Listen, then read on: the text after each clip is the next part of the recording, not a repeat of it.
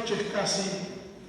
Es un gusto recibirlos una vez más en la Sala Varela de Biblioteca Nacional, en esta fecha tan particular y para esta ocasión tan especial, tan emotiva. Siempre la presentación de un libro es un acto de felicidad y es una linda ocasión de mostrar, en este caso, un trabajo muy arduo, muy complejo, dedicado a la figura de Emil Rodríguez Monegal. Hago los agradecimientos que corresponden a las autoridades presentes, por supuesto, al ministro Pablo Silveira, que nos acompaña aquí en la mesa, la directora nacional de Cultura, Mariana Weinstein, el director del Museo Nacional, Andrés Aspiros, el coordinador del Instituto de Letras, Nicolás de Nagopián, la directora de la Radio Nacional del Uruguay, Fabiana Conti, el embajador de la República de Chile, Rodrigo Hume. Tenemos que, por supuesto, agradecer a nuestros integrantes de la mesa, a Nicolás Heff, que además es colaborador en uno de los artículos del libro, y a Ernesto Montequín, llegado desde Buenos Aires el día de hoy, especialmente para esta ocasión. Hay muchos agradecimientos, lamentablemente no sé si voy a poder nombrar a todas las personas que hicieron posible la existencia de este libro, pero sí me gustaría nombrar a algunos de ellos que fueron fundamentales. Antes que nada a Lisa Bloch, a quien pido un gran aplauso.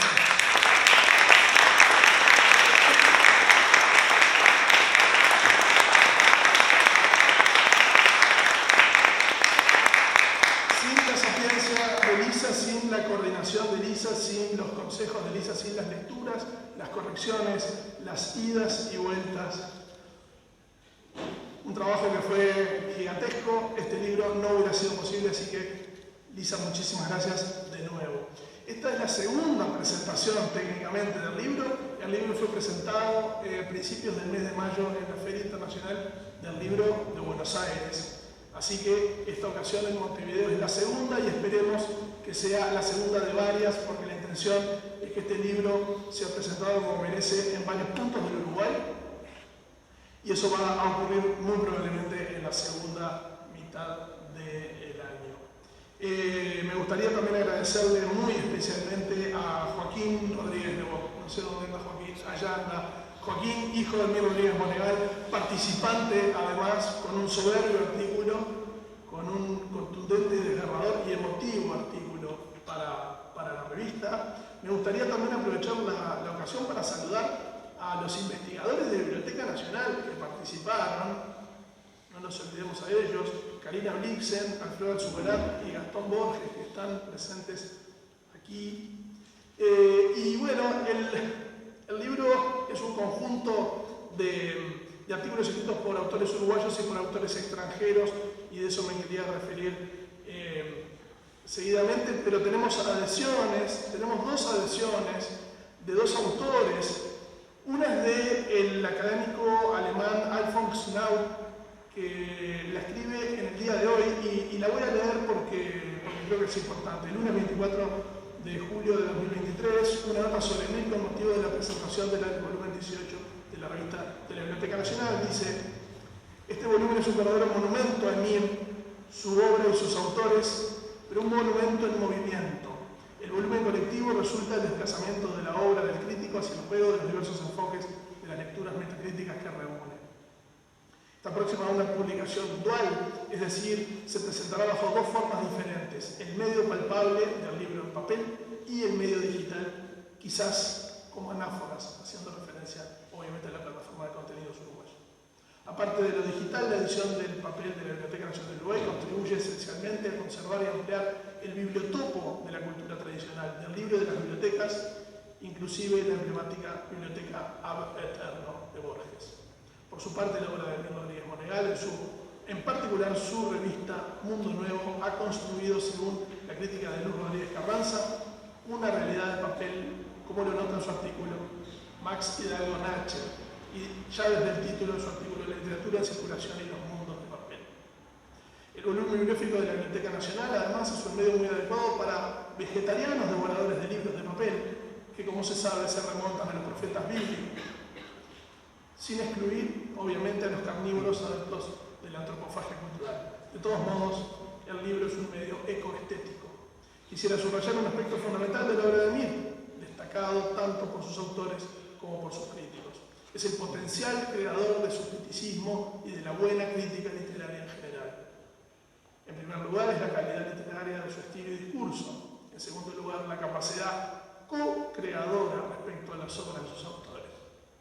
Severo Sardú y Manuel Puig se declaran inventados por Emir, debido a la estrecha colaboración entre ellos y el crítico. Evidentemente se trata de una invención parcial. En todo caso, el criticismo literario participaba de algún modo de la bivalente creación de los autores. Eso se refiere también a la metacrítica de la obra de Emir, es decir, el presente volumen dedicado a su obra y figura.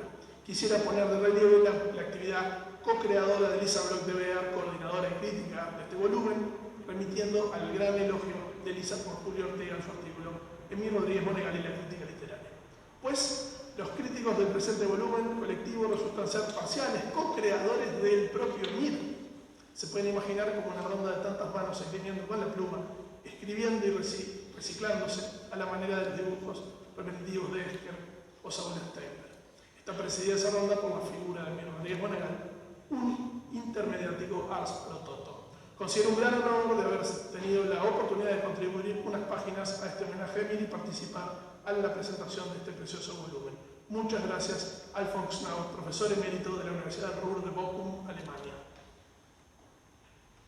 La segunda versión es bastante más breve y es de otro colaborador que está en Francia, y es el embajador Jorge Jure. Dice Jure en el día de hoy: no es solo la erudición, aunque son el conocimiento y el estudio alimentos fundamentales de un espíritu tan libre como el de Emir. También nos trae Emir la síntesis en el análisis y la fluidez y la música en la escritura, regalos todos que solo pueden provenir de un profesor que se prodiga para comunicarse con el lector. Por todo eso, tanto agradecemos a Lisa, a Valentín, a Pablo, que retrotraigan para el futuro de nuestro Uruguay a este Emir, príncipe, como su nombre lo dice, de un Uruguay que estudia para conocer. Jorge Jure, Embajador Uruguay, París, 24 de julio de 2023. Estas eran las dos adhesiones de dos participantes que me parecía importante leer ante ustedes en el día de hoy.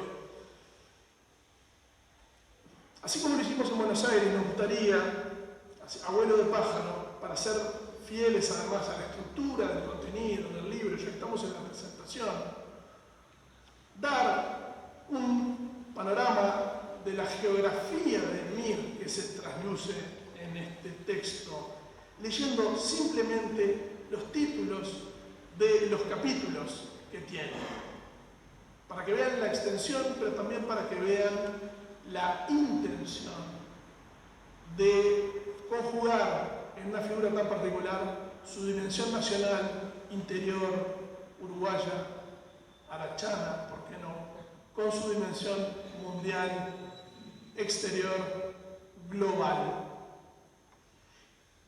El primer sector de textos se denominó Letras Uruguayas. Karina Blixen escribe Emir Rodríguez Monegal, surgimiento y formación del crítico literario. Gastón Borges escribe Contornos de una amistad, sobre la correspondencia de Emir Rodríguez Monegal, entre otros con Mario Benedetti. Nicolás Helf justamente escribe sobre Borges y Monegal, una broma amistosa o dos. Daniel Mazón escribe El boom latinoamericano o las 3 décadas que nos reconfiguraron, con Emir como gran gatillo de ese impulso. Julio Ortega, el peruano, el académico peruano, escribe Emir Rodríguez Monegal y la crítica literaria. Wilfredo Penco, que está aquí presente, el presidente de la Academia Nacional de Letras, agradecemos mucho su presencia, rodó entre rescates y polémicas. Ana Ribeiro habla sobre el crítico que narraba y el escritor sociólogo, la relación de Emir con Eduardo Acevedo Díaz, nada más y nada menos. Isidra Solari llama La trama de un demiurgo. Nosotros escribimos un artículo Emir y la frontera gaucha sobre la relación de Melo en la vida y la obra del autor. El segundo sector, desde otras literaturas. Albert Ben Sussan, el Emir de los hispanistas. Lucía Campanella escribe Emir Rodríguez Monegal en la escena de la traducción. El argentino Sergio Dinucci Émile Rodríguez Monegal y una nouvelle critique francesa. Alfredo Grieco escribe El juicio de los parricidas argentinos o el memorial ajustado del Amicus Curiae. El español Max Galdon Lacher, La literatura en circulación y los mundos de papel. Peter Johnson, La colección de manuscritos de Émile Rodríguez Monegal. Susan Klengel, Conversando con Clarice Lispector en Río de Janeiro 1971, o sobre Lewis Carroll. Alphonse Naut, Émile Rodríguez Monegal en el cruce del sur. Daniel Lefort, el creador del Otreamont en montevideano. Susana Santos, las afinidades selectivas y las relaciones peligrosas entre el uruguayo Émile Rodríguez Monegal y el chileno Pablo Neruda. La tercera sección es Testimonios y documentos. Jorge Arias escribe un título que es básico, Émile. Lisa Bloch, Hablar de Émile. Miguel Ángel Campodónico, fallecido recientemente, que junto con Hugo Fontana casualmente quedaron uno luego de otro, los dos fallecidos no llegaron a ver este volumen y escribieron dos textos hermosos. El de Campodónico se llama Regresó para irse y el de Fontana, Émile Rodríguez Monegal y la CIA. Jorge Llull escribe Un abrazo como un reencuentro. El mexicano Enrique Krause, Émile entre nosotros. Susan Gil Divine, Émile y yo. Eduardo Milán, el poeta uruguayo, Memoria para Émile. Joaquín Rodríguez Nebot escribe un texto que se llama ERM, Semblanzas del Agente Secreto. Enrico Mario Santí, Émile y la Academia. No sé si ustedes se dan cuenta del volumen y de la densidad de lo que significa este trabajo. La cuarta área es aspectos teóricos. Jean Bessier, Monegal y la hipótesis del comparatismo. Lucía del Bene, Émile Rodríguez Monegal en el trayecto de la nueva crítica. Y Manuel García Rey, La pasión literaria. Hay una quinta sección que tiene dos autores. Alfredo Alzugarat, investigador de la Biblioteca Nacional, se llama Cine y es la revista Film y Émile Rodríguez Monegal. Y Pablo Silva Lazábal, El influjo y la fuerza de un estilo. Y para concluir, la plataforma Anáforas realizó una especie de conversatorio, o no, una conversación a varias voces donde participan Maximiliano Basile, la propia Lisa, Alejandro Cabrera, Rodrigo Echanis, Gabriel Galli, Bruno Martinelli, Mariana Novera y Arturo Rodríguez Peixoto. Creo que este mapa que conforma el índice del libro les da... ¿Perdón?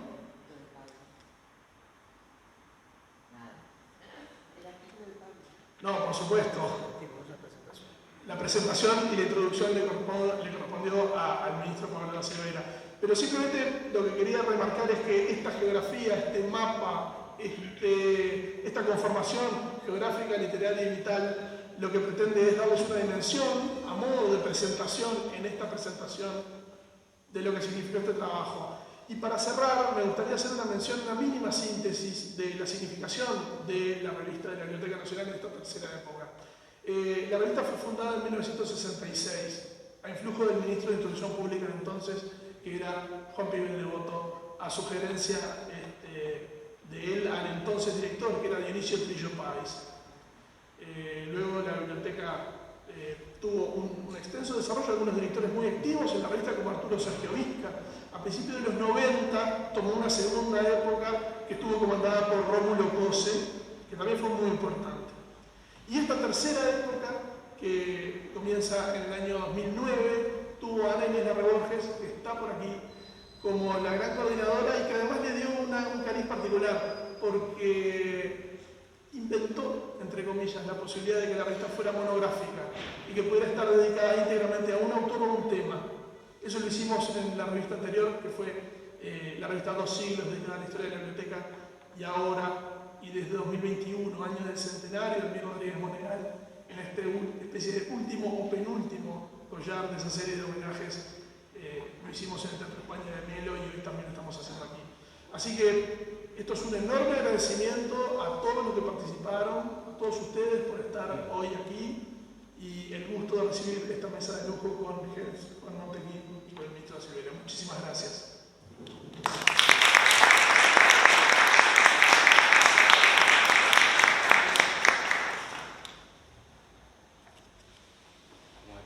Ahora me toca después del presentador y voy a leer una brevísima reseña sobre Nicolás Helf.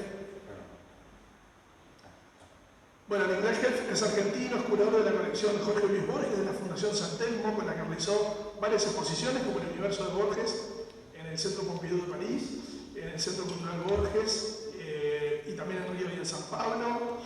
Ha publicado, entre otros trabajos, Borges, bibliografía e índice, Borges, postales de una biografía en MC, una edición de la revista multicolor de los sábados en Foto y Cultura Económica.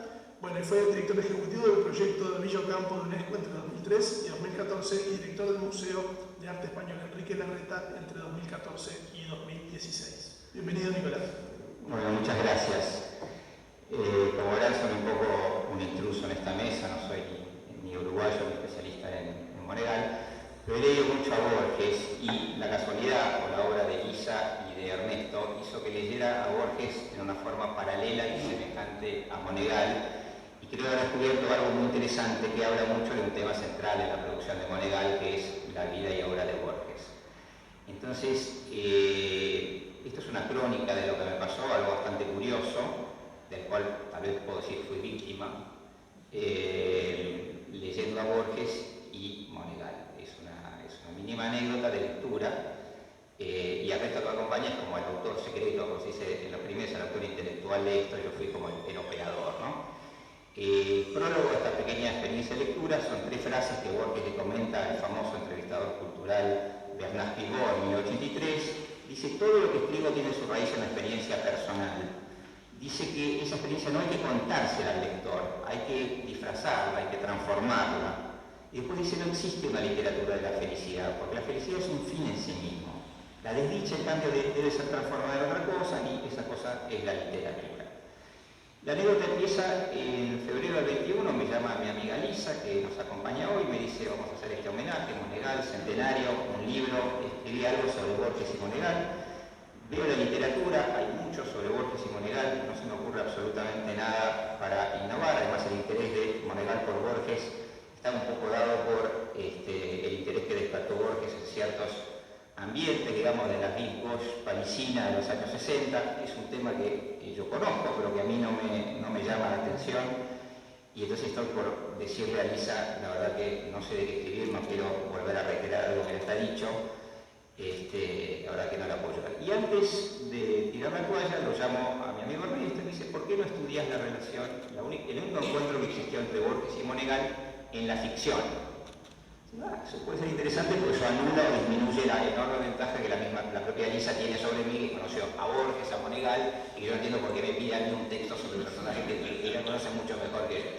Entonces miro un poquito este cuento y ocurre este encuentro en la ficción. El cuento se llama La otra muerte, y lo primero que me doy cuenta es que es un cuento muy personal, porque Borges lo pone en 3 antologías de su propia obra. Esto quiere decir, para Borges estaba, digamos, en el top 10 de los cuentos de él, lo quería mucho este cuento, y es un tema para otra charla, pero Borges no consideraba su propia obra de la misma forma que los críticos. O sea, él cuando elegía tu mejor cuento, elegía algunos otros, y sistemáticamente en todas las antologías pone La otra muerte. Es un cuento donde el tema central es el coraje y la cobardía, y Borges dice: Damián muere como le gustaba morir, alcanzado por una bala en el pecho cuando lideraba una carga de caballería.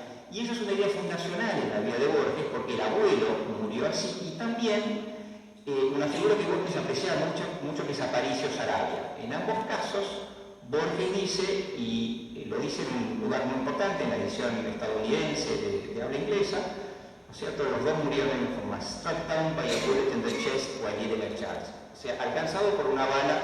Y Borges usa esa anécdota de esa idea como fundacional, como un tema central de su vida, ¿no? Él se sintió muy fracasado como escritor, muy fracasado como hombre también, desde que en Ginebra tuvo una experiencia sexual desdichada y no tenía suerte con las mujeres y qué sé yo, y entonces siempre soñaba con esa vida absolutamente ridícula, ¿no? De estar muriendo en un campo de batalla. Entonces yo examino la bibliografía, hay que entrarle por algún lado un poquito, como decía Valentín, yo tengo muchos libros y busco.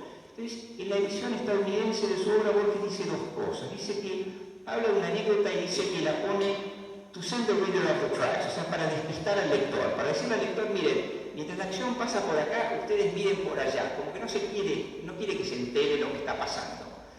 Y después habla justamente, y ahí digo, qué suerte que Elisa me llamó, porque acá hay algo interesante de los tres intrusos en la ficción, que son el propio Emil y otros dos que son Patricio Gannon y Ulrika von Pullman. Entonces Borges nunca dice algo porque sí, siempre dice algo por alguna razón profunda y nunca nos va a dejar una pista así sin ningún sentido. Entonces yo empiezo a examinar. Ulrika von Pullman era una alta, bella, rubia, sueca, de la cual Borges previsiblemente se enamoró, aunque era totalmente inadecuada para él, y le escribe cartas así. Y yo me doy cuenta que tengo copia de esas cartas y que son exactamente contemporáneas del cuento. Entonces voy rápido a las cartas y digo, ¿qué le cuenta, ¿no es cierto?, en esa correspondencia? Y le dice, querida Ulrika, eres una de las personas más valientes que conozco. Frase por lo demás ridícula, porque Ulrika, ahora está una señora que habrá estado 2 o 3 veces con Borges, no creo que haya tenido nada de muy valiente, pero Borges la pone como valiente y él dice, yo desgraciadamente no encuentro nada valiente en mí. Entonces claramente acá escribía la carta y el cuento al mismo tiempo, el cobarde era él y la valiente esta mujer que Borges naturalmente la idolatra. ¿Y por qué? ¿Por qué Borges no encuentro nada valiente en mí? Bueno, le dice Ulrika, una joven que salió de mi vida en el mes de abril volvió a entrar con la seguridad que había roto con su amante y que realmente yo era el único hombre, el final llegó de repente. O sea, lo abandonó la mujer que él quería y de hecho estábamos hablando con Valentín recién de las relaciones literarias entre Uruguay y la Argentina. Su amante estaba aquí en Uruguay, un ex piloto de la Royal Air Force que estaba ahí y Borges pobre se queda. Y entonces él pone eso mismo de la carta en el cuento. Él tiene un personaje que se llama La fiebre y la agonía del entrerriano, que es el personaje, me sugirieron un relato fantástico sobre la derrota de Mazolar. Pero claro, sacamos del entrerriano y es eso mismo que le está pasando a Borges. Borges está afiebrado y agonizando, ¿no es cierto? ¿Y cuál es esta señora? Bueno, los que conocemos la biografía de Borges lo sabemos, pero por alguna razón, por si nos falta alguna prueba, en Ulrika dice, el final llegó muy de repente, un día nos separamos y planeamos cenar juntos esa noche en Constitución, y le escribe a Estela Canto, que es la personaje en cuestión, que está, quiero estar contigo, Estela, ojalá no faltes en Constitución. Entonces, ahí entendemos lo primero que le decía Pivo, porque tiene una experiencia personal muy desgraciada, está en la cama, afiebrado,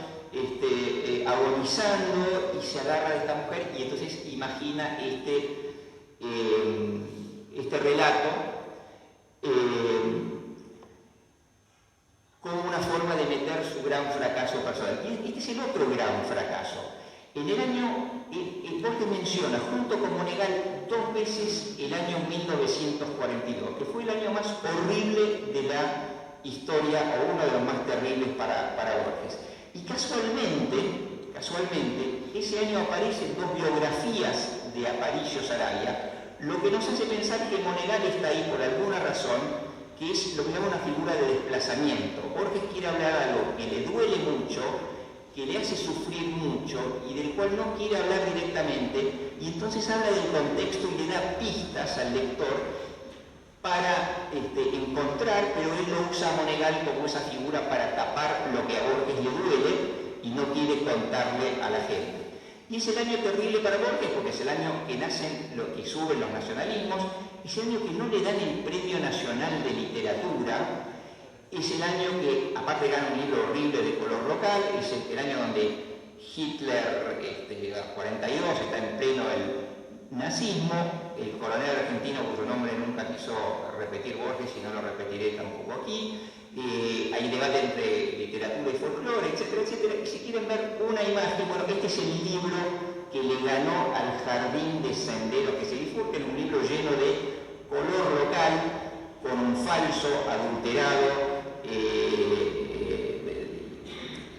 imitación del lenguaje gauchesco, libro que no solo es muy malo eso a los nacionalistas y al jurado del año 42 no le importaba demasiado, pero tampoco es argentino, nadie se viste así y nadie habla así en Argentina ni en el año 42, ni tampoco en el campo, es una versión muy adulterada y para el jurado del Premio Nacional de Literatura este era un libro extraordinario y le ganó El Jardín de Senderos que se buscan. Y hoy en día es realmente increíble encontrarse con esto y encontrar los contrastes entre la extraordinaria literatura de Borges y esto que hoy en día basta ver que El Jardín es un libro rarísimo que vale fortunas y este libro se consigue en Mercado Libre, ¿no? por 1.000 pesos.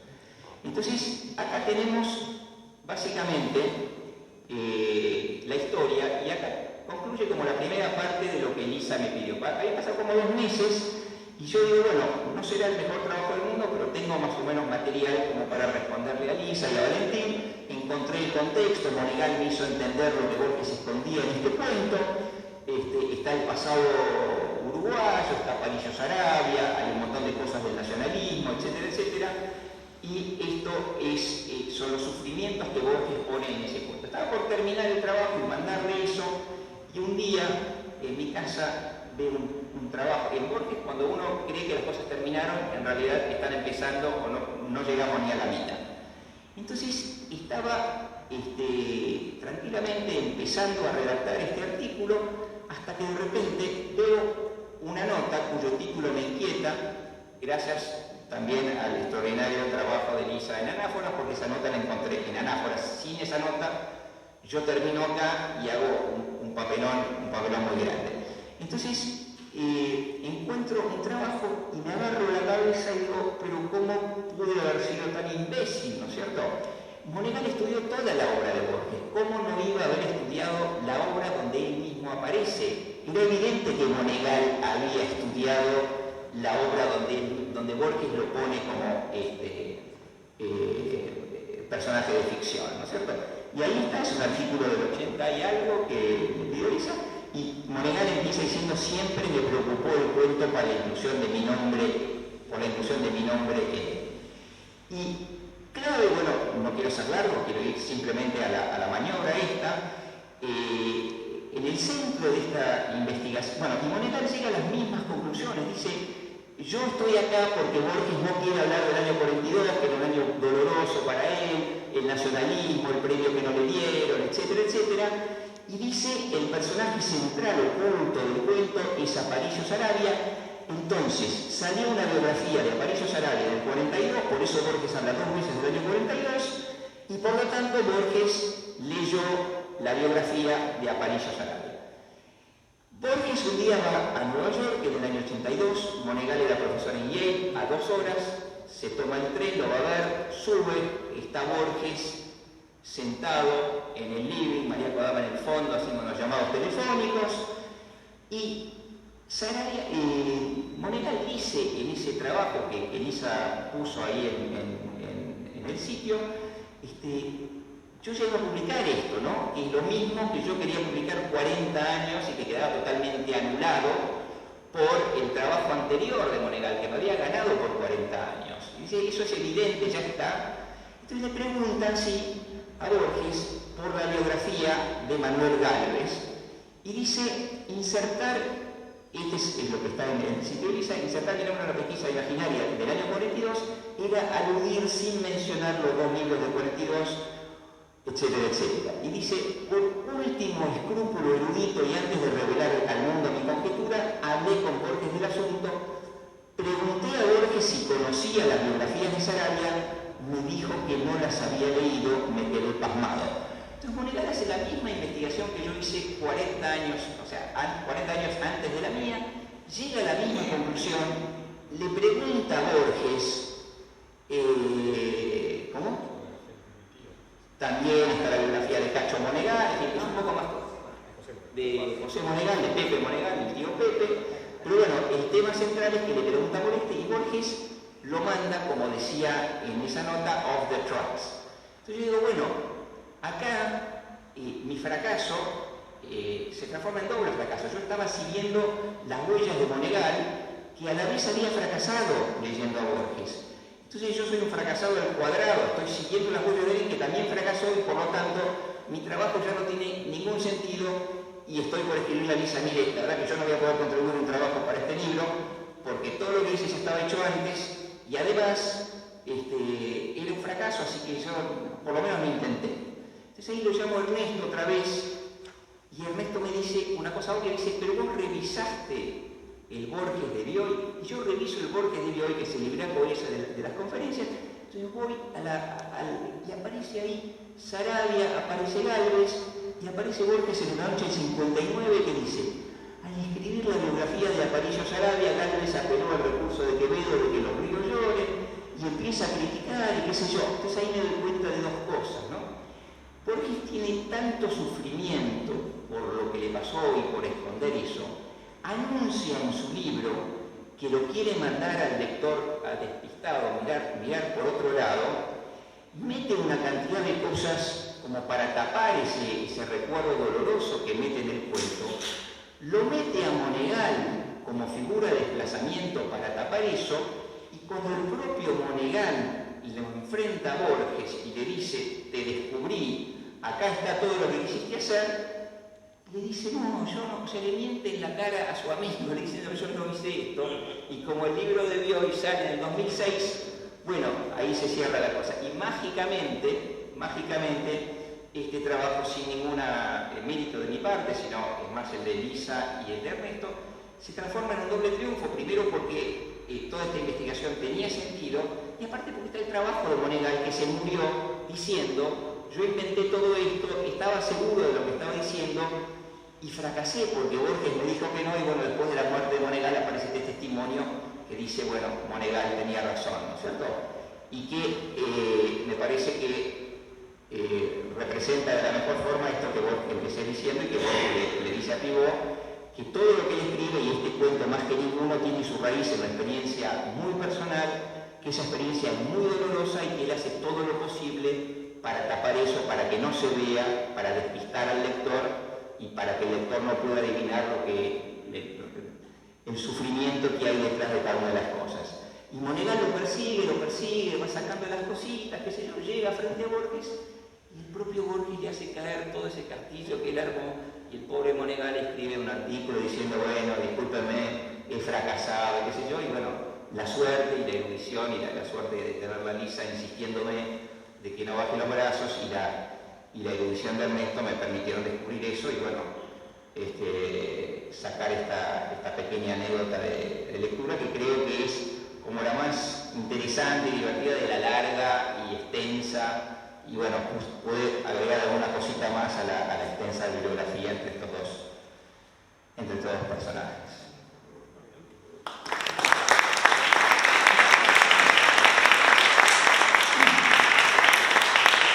Muchas gracias, Nicolás. Hago una mínima presentación de Ernesto Montequín, polifacético, periodista, traductor, experto en literatura argentina del siglo XX, editor, gestor cultural, curador de exposiciones, albacea de la escritora Silvina Ocampo, entre otros aspectos. Desde hace varios años es el responsable del Centro Cultural Villa Ocampo de Buenos Aires. Un gusto, Ernesto, tenerte hoy aquí en Montevideo. Gracias, el gusto de mío, y aprovecho para agradecerles a vos, a Lisa, la gentilísima invitación y la existencia misma de revista, que es espléndida y que además tiene colaboraciones del otro lado de la orilla, del lado occidental, cuya literatura Monegal dedicó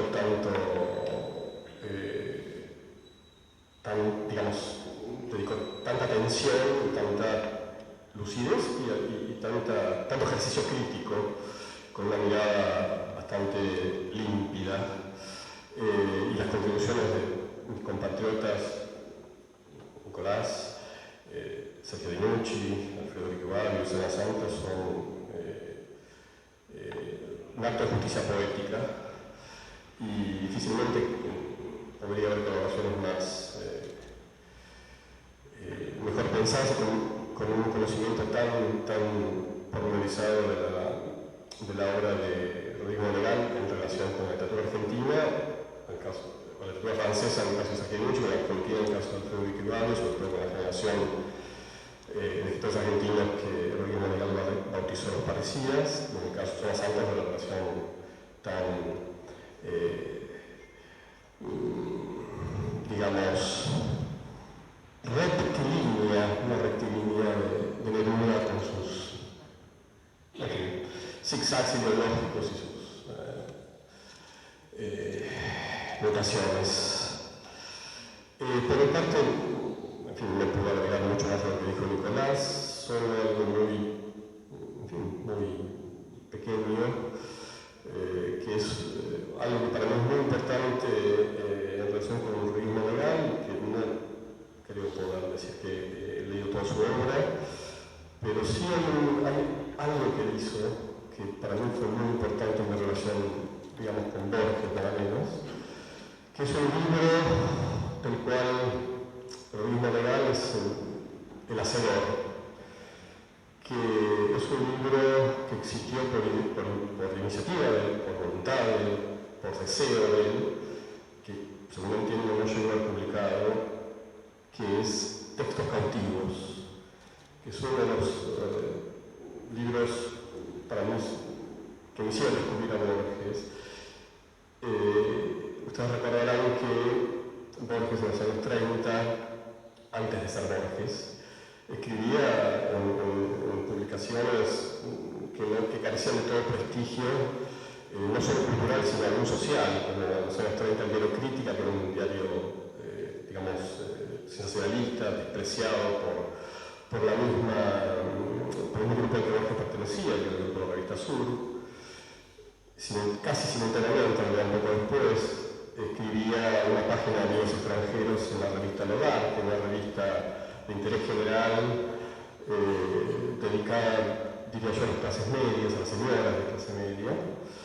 Y en esas dos experiencias de Borges con lo que sería un medio de publicación masiva, me dieron una enorme libertad a Borges para empezar a ensayar no solo la ficción, como el caso de los textos que publicó en la revista Multicolor de Sábado de Crítica, donde aparecen las primeras biografías infames, que los ejercicios de un tímido, como decía Borges, que después van a estar reunidos en la historia de nuestra infamia, sino también una capacidad para escribir sobre lo que realmente le interesaba, y que no solo le interesaba a nadie más, sino que tampoco le interesaba lo que Borges pudiera decir sobre los autores, porque eran espacios sin ningún tipo de prestigio literario, y que Borges sabía que quienes vinieron a hablar de eso no eran sus propios amigos, es decir, no iba a ser juzgado porque escribía en esas publicaciones, digamos, populares, por decirlo de algún modo, a diferencia de lo que escribía en Sur, de revistas literarias. Y la experiencia de la revista Logar, donde Borges estuvo un par de años esa sección fija, hasta el 38, fue, creo yo, el descubrimiento de Borges para el realismo legal cuando era adolescente, y esa revista llegaba a su casa en Melo, y esas páginas, intercaladas entre notas sociales, folletines, recetas de cocina, notas sobre, moda, fueron una suerte como de epifanía para el realismo legal adolescente. Y muchos años después, yo creo que ya en los años 80, decidió recuperar ese Borges perdido que había sido olvidado por todos, incluso por el propio Borges, y decidió, creo que con un colaborador, Enrique Gancedo Salí, en Yale, recopilar esa marginalia de Borges, que como sabemos bien, Borges no escribió marginalia, todo el menor en Borges es mayor, y es parte de su gran estrategia, que es de trasladar los márgenes al centro, que lo hace hasta cuando escribe en estas revistas, digamos, periféricas, así como lo hace con autores, pero trasladando, digamos, al centro de su canon personal a autores que eran considerados para adolescentes, como el caso Stevens o tantos otros, y Borges continuamente va desplazando el centro y acercando los márgenes al centro y transformándolos en un centro. Y debo decir que para mí siempre, digamos, pensé en el arte como un benefactor, como algo, un go-between entre Borges y yo, porque precisamente yo cuando era adolescente Uno de los libros que más me nombraron, que fue precisamente Textos Cautivos, que si no recuerdo mal, salió en el año 86, es decir, tanto Emilio Ruiz Manegal como Borges no supieron la publicación. Si bien Borges autorizó muy poco tiempo antes de morir la publicación de ese libro, fue Emilio Ruiz Manegal quien fue arquitecto de ese volumen que tampoco llegó a dar. Y en esa época yo tenía 16 años y Borges acababa de morir, era una figura enorme. Leer a Borges era como excavar en la Concagua, una proeza que me disuadía de antemano por toda obviamente, digamos, esa suerte como de ornamentación cultural que rodeaba a Borges, que no me nació un autor cercano, un autor difícil, al que hay que prepararse para la realidad, que merecerlo. De pronto, ese libro que alguien puso en mis manos, que eran textos, digamos, que no tenían el peso o la gravitación que pueden tener un libro de ficciones o de otras ediciones, eran como textos aparentemente de ocasión, como se llamaba en la época, que constaban en biografías sintéticas, en biografías muy breves, comentarios de literatura extranjera y algunos ensayos intercalados. Y eran textos, para mí, de lugar me parecía toda la inteligencia, toda la irreverencia, toda la manera de subvertir los pactos de lectura, y fue una revelación, porque de alguna manera me demostró la literatura es, digamos, el reino de la libertad, donde no hay valores establecidos. Él podía dedicarle un ensayo a un autor considerado menor, como Arthur Nagel, por ejemplo, un ensayo donde hablaba de, no sé, el autor irlandés Flann O'Brien, de una novela que es una novela concéntrica y que en esa época prácticamente muy pocos habían leído. Estamos hablando de una periferia de la periferia. Ese libro leído, escrito por Borges en Buenos Aires en el 37, 38, leído en Melo por un adolescente de esa misma época. Estamos hablando de un reflejo, que llegó para mí de una manera muy diferida cuando lo leí en los años 80, y por eso creo yo, me ilusiono con creer que un efecto similar al que tuvo el descubrimiento de esas páginas fugitivas por el gobierno legal adolescente. Y por eso siempre para mí estuvo el nombre de Emilio Ruiz Manegal estuvo ligado a ese descubrimiento. Fue como el que me pasó el testigo sin saberlo, ¿no? Me hizo descubrir un Borges, el mismo Borges que él había descubierto, y en circunstancias por lo menos de edad, etarias al menos similares, y en el contexto de las personas diversas. Y creo que en el fondo un libro como Textos Cautivos, hechos de pequeñeces, de textos escritos para cumplir con una obligación periodística, sin ninguna conciencia del destino final o del público al que iban dirigidos esos textos, llegaron tanto a Emilio Ruiz Manegal como a mí para iluminarnos una relación con la literatura. Me gustaría pensar que la existencia de esta revista, de los homenajes, la lectura, digamos, limpia que puede hacerse de un libro de Manegal, es en el fondo una reivindicación de literatura como de la soberanía, de literatura de libertad, de literatura por las contingencias, después obviamente de los contextos que impidieron en algún momento que se lo leyera a Manegal como lo que era un escritor, un crítico, aunque hacía literatura sobre literatura, y que en definitiva la literatura tiene esas dos felicidades. Una es la de sobrevivir a todo, y la otra es la de aparecer ahí, precisamente ahí donde no esperamos encontrarla. Gracias.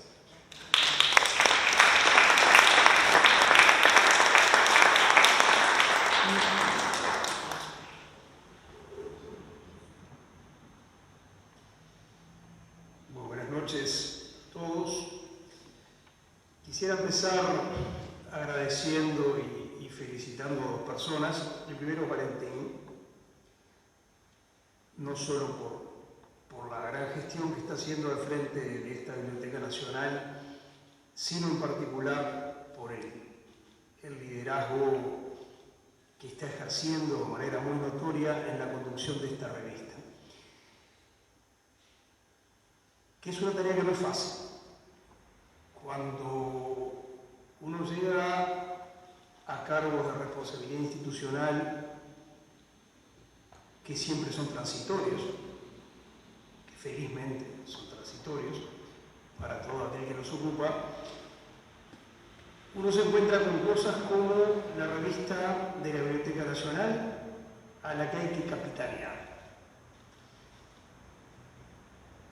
Y ahí hay un poco complejo entre el hecho de que uno no puede hacer lo que quiere, porque hay tradiciones que respetar, perfiles institucionales sólidamente establecidos, estándares de calidad que hay que mantener, pero al mismo tiempo uno no quiere pasar inadvertido y de algún modo, con toda legitimidad, quiere darse el gustito de dejar su huella durante ese breve periodo en el que va a estar al frente de esa clase de espacios. Y ese es un juego difícil porque se puede estropear por los dos lados.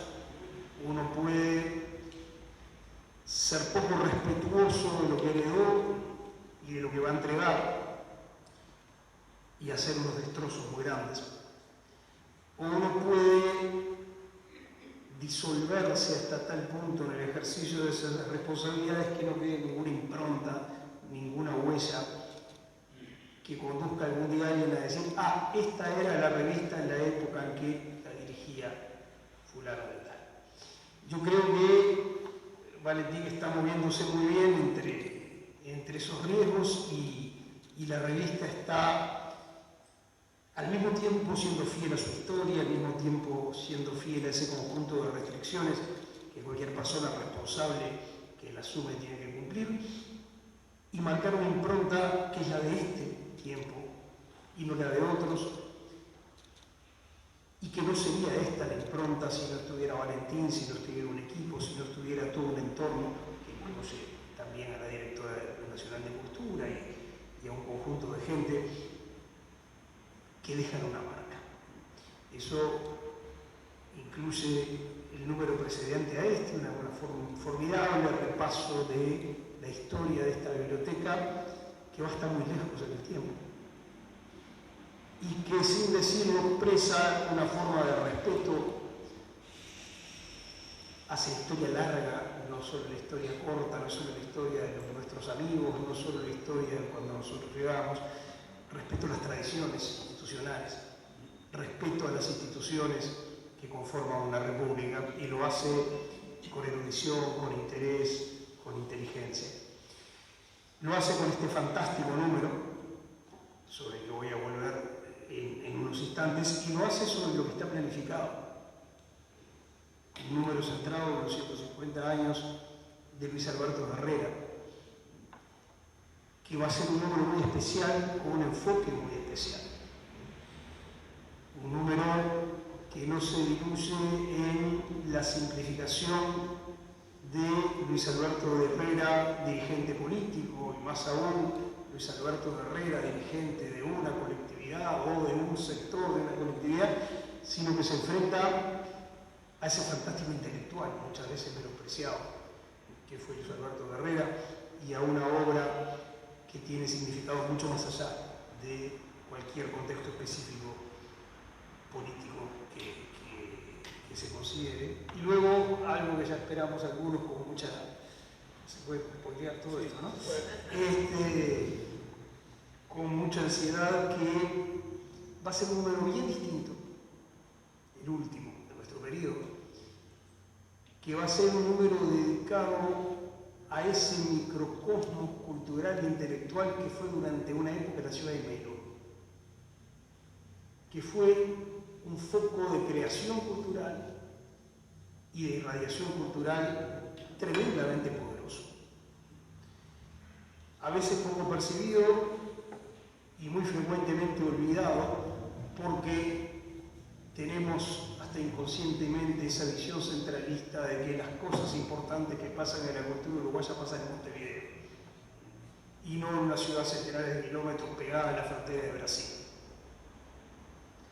Ahora resulta que ahí salieron los Emilio Uribe, los Zabala Muriz, Juan Iguarború, Emilio Rodríguez Monegal y un montón de gente, y hubo ahí todo un ecosistema que merece ser analizado, no solo recordado, que merece ser analizado, entendido, profundizado. El otro día en una conversación, Valentín me decía, va a ser la primera vez en la historia de esta revista que hay todo un número dedicado a una ciudad del interior. Si se equivoca él, pero si hay algún antecedente, debe ser muy pobre.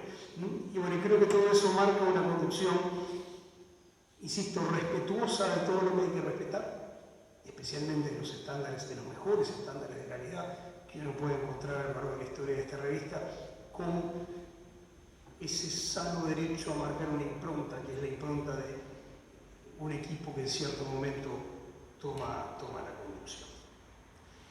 El segundo agradecimiento y felicitación es a Lisa.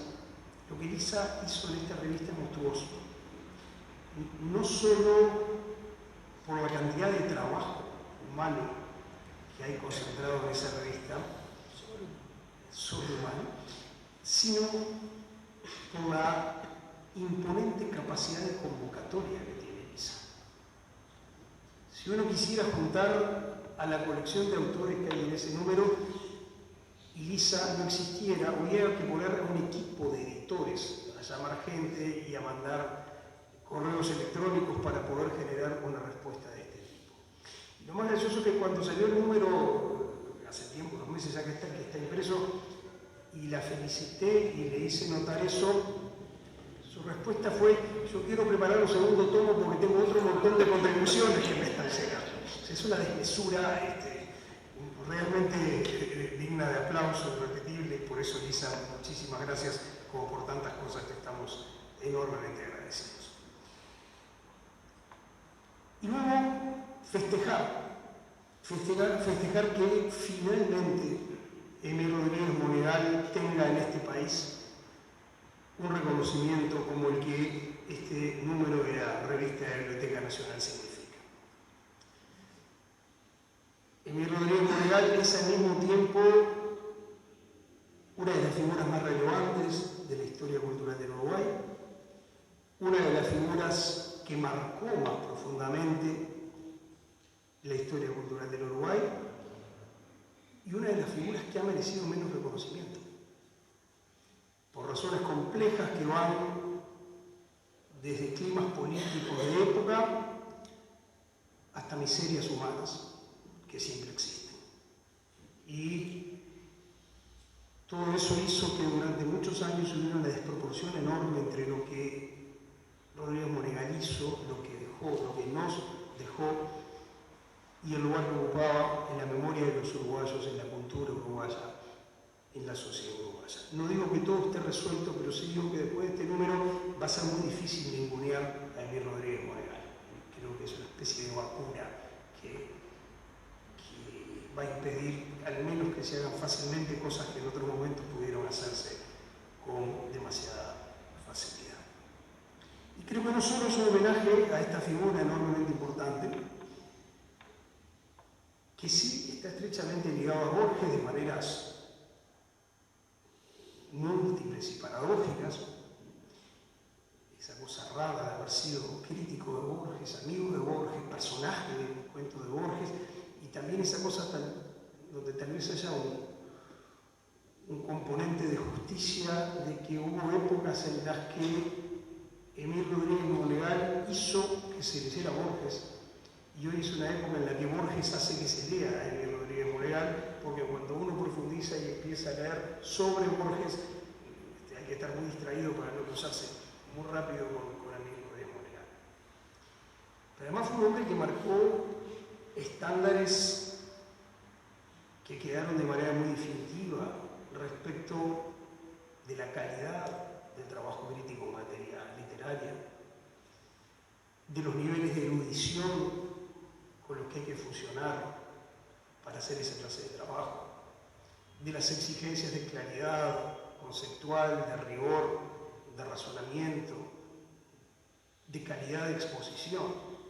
Rodríguez Monegal debería ser enseñado en los liceos de este país exclusivamente desde el punto de vista formal, en una época donde el cultivo de la oscuridad y de una prosa entreverada, confusa y vacilante, Rodríguez Monegal es un ejemplo de una prosa clara, articulada, organizada, precisa, que nos hace falta tal vez más que nunca.